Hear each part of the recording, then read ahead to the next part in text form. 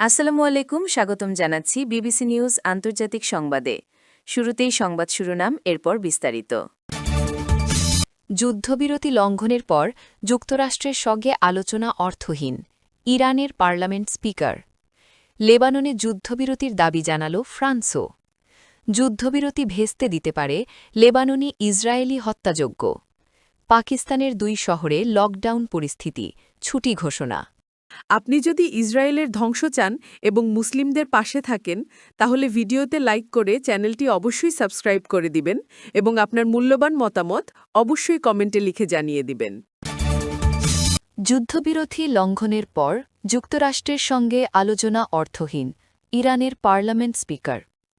ইরানের parliament speaker Mohammad বাবের Ghalibaf বলেছেন, যুক্তরাষ্ট্র তাদের প্রতিশ্রুতি লঙ্ঘন করেছে, ফলে বর্তমান পরিস্থিতিতে আলোচনা অর্থহীন হয়ে পড়েছে।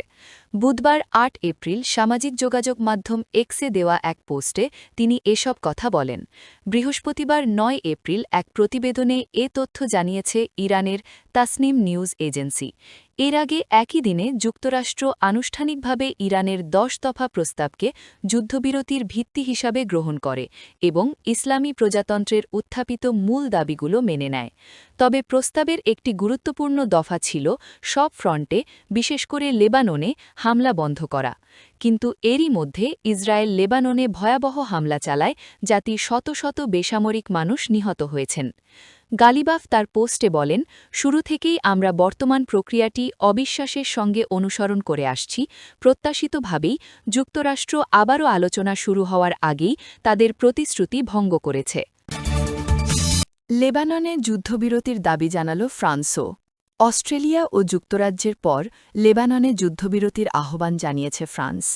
দেশটির পররাষ্ট্রমন্ত্রী জি নোয়েল ব্যারেট বলেছেন, যুক্তরাষ্ট্র ইরানের যুদ্ধবিরতি লেবাননের ক্ষেত্রেও প্রযোজ্য হওয়া উচিত।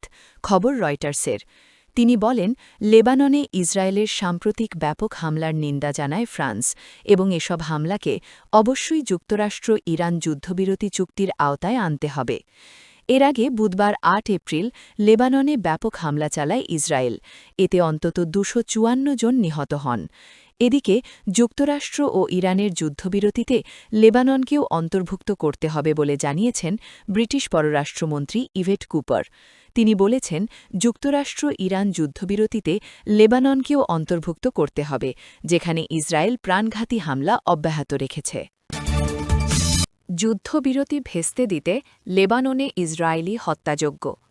ইরানে 40 দিনের আগ্রাসন বন্ধ করে মার্কিন প্রেসিডেন্ট ডোনাল্ড ট্রাম্প যুদ্ধবিরতি ঘোষণা করলেও তা বাস্তবায়ন নিয়ে আশঙ্কা তৈরি হয়েছে।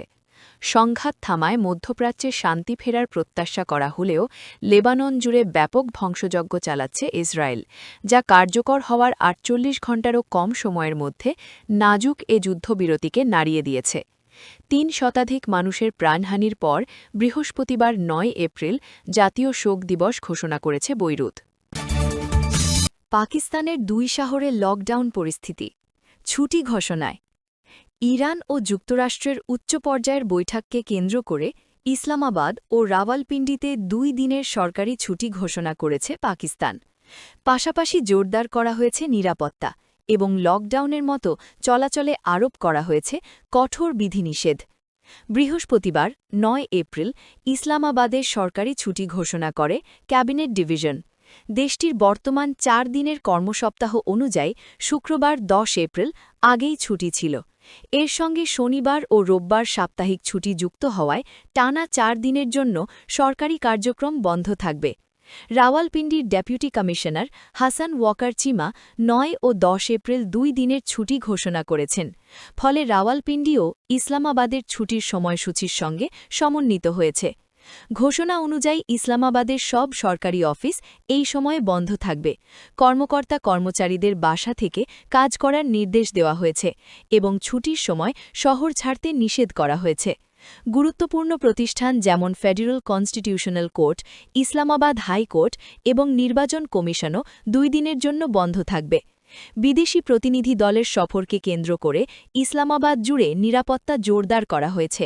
রেড জোন এবং আশপাশের এলাকায় সব ধরনের যান চলাচল বন্ধ রাখা হয়েছে। শুধুমাত্র সরকারি যানবাহন চলাচলের অনুমতি দেওয়া হয়েছে। এই পদক্ষেপগুলোর লক্ষ্য হল কূটনৈতিক প্রতিনিধি দলের নিরাপদ এবং নির্বিঘ্ন চলাচল নিশ্চিত করা। আগামীকাল শুক্রবার দেশের মাঝে বৈঠকটি হওয়ার কথা রয়েছে। ইসলামাবাদ ট্রাফিক পুলিশ নাগরিকদের অপ্রয়োজনীয় ভ্রমণ এড়ানোর আহ্বান জানিয়েছে, বিশেষ করে রেড জোন এলাকায়। যানজট নিয়ন্ত্রণে এক্সপ্রেস হাইওয়েতে বিকল্প পথ নির্ধারণ করা হয়েছে। বৃহস্পতিবার থেকে ভারী যানবাহনের ইসলামাবাদে প্রবেশ সম্পূর্ণ নিষিদ্ধ করা হয়েছে।